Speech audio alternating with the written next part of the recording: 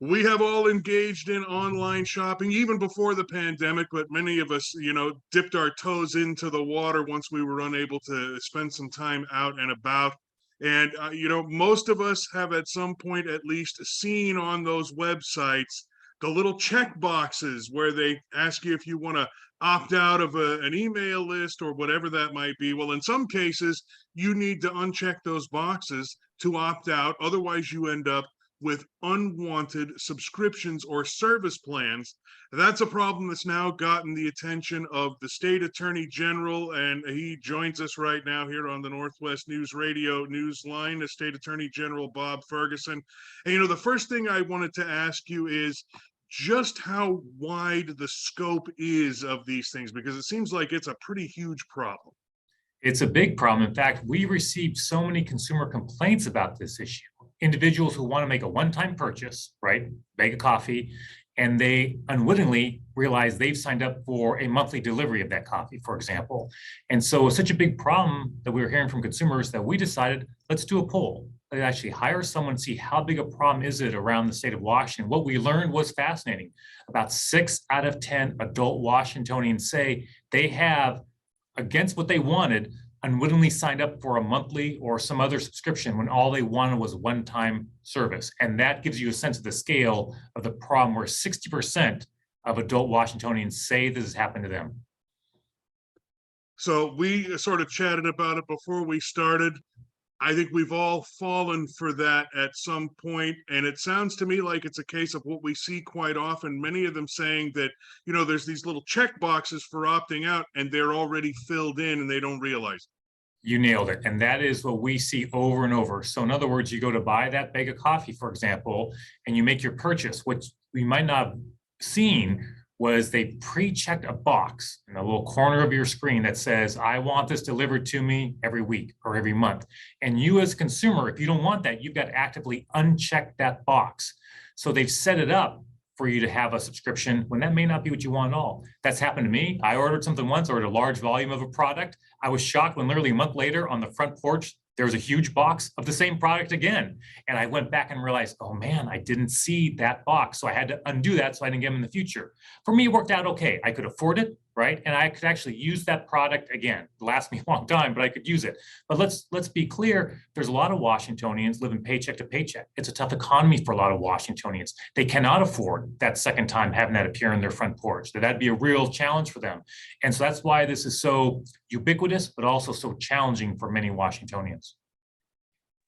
Well, and you became what they used to call in pyramid marketing, garage qualified, because it sounds like you had a lot of stuff to store. And that I'm sure is something that some of these folks have ended up with as well, who might have, I'm going to say, fallen for the trick, because it is really a trick on the part of online retailers to sort of, is it safe to say, dupe people into, purchasing these subscriptions? Oh, I think it's clear they know exactly what they're doing. They know, in fact, the study shows this. They know that many people will unwittingly sign up for a subscription service they don't want and get a product they don't want and have to go to the trouble of trying to cancel that subscription. In my case, I was able to cancel it very easily. It was smooth, no problem. But for many, in fact, we asked this question in our survey, is how often folks could not or cannot get out of the subscription. It just becomes too much of a headache to try and find a live person or a way to get out of the subscription. And what we learned is there are literally, probably based on the survey, about 100,000 Washingtonians who not only unwittingly got a subscription they didn't want, but they can't get out of it. And we want to hear from those people. If you're going through that experience, write to my office and we will help you get out of that subscription that you don't want. Well, when it comes to that, in the release that your office sent out, the statement from the director of AARP Washington stood out to me, and that's that a reputable retailer will make their cancellation policies more clear.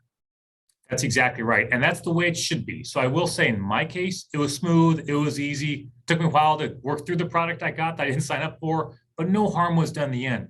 But that is not the case for so many Washingtonians, especially when they have a hard time getting out of the subscription. And look, let's be honest, we've got lots of Washingtonians working hard. They're trying to feed their kids, right?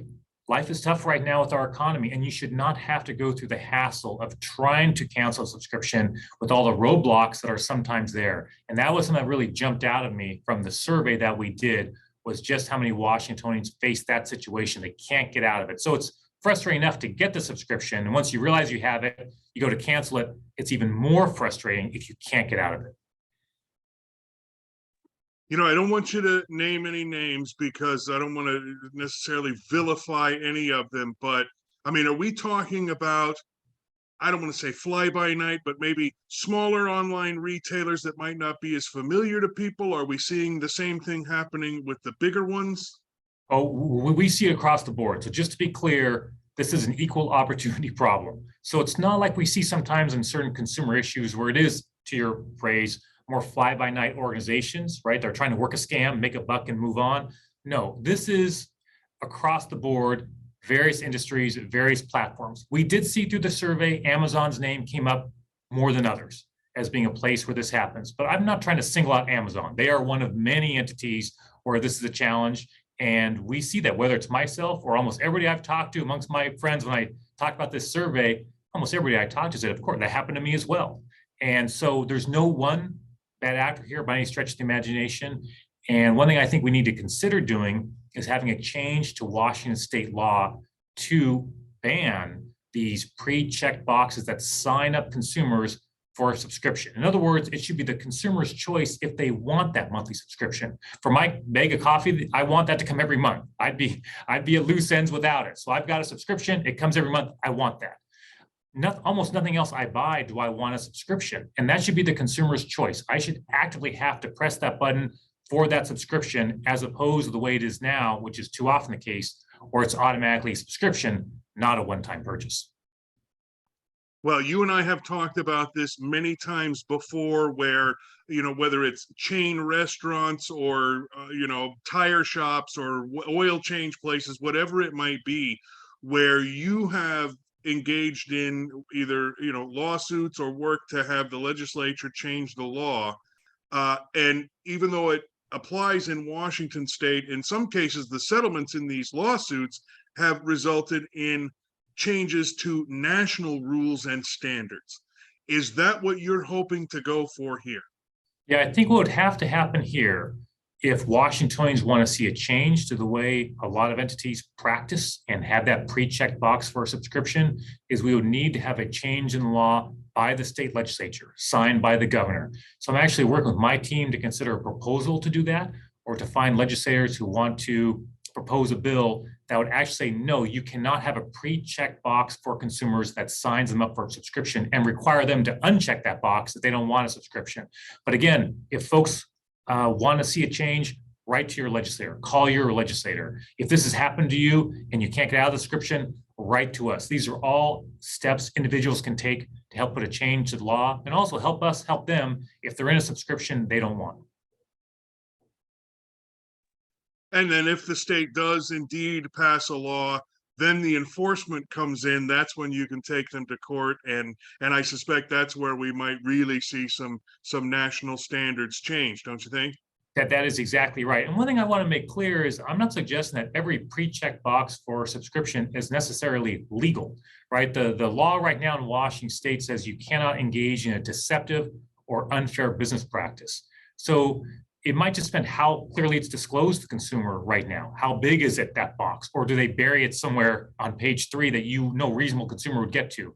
So it's not that they're necessarily legal in every circumstance now, but I do think the legislature needs to take a look at banning these for good, right? In other words, to say if the consumer wants it to be a subscription, you go check the box for it actively, as opposed to it happening to you automatically.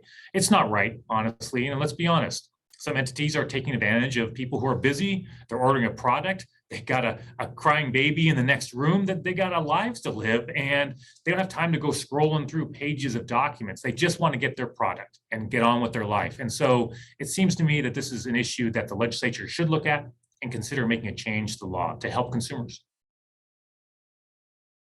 So you've already touched on it, but to wrap things up, I just want to ask you, you know, what your main message is to the people of Washington as we continue to go on these websites and buy our dog food and our coffee and all kinds of stuff. Yeah, main thing would be, number one, be careful when you make any purchase. Look carefully at any pre-check box because these are ubiquitous. They're out there. Be careful and take a moment to scan for that. Number two, if you find yourself in a subscription you did not want, contact my office. You can go to our website, fill out a complaint, and my team will follow up. We'll reach out to the entity where you have the subscription and forward your complaint and follow up. So really encourage folks to do that. If you want to see a change in the state law, hey, contact your legislator and let them know these things are aggravating, it's happened to you, and you want to see a change. Well, I will testify that having filled out a complaint on your office's website, that is an easy process with no automatically checked boxes. You have to opt into everything in order to be able to make it work, but it is a simple process. And of course, as always, Mr. Ferguson is there with his office for consumers when they need the protection. State Attorney General Bob Ferguson, thanks so much for joining us. Really appreciate that. Hey, thanks. Thank you, and go Mariners.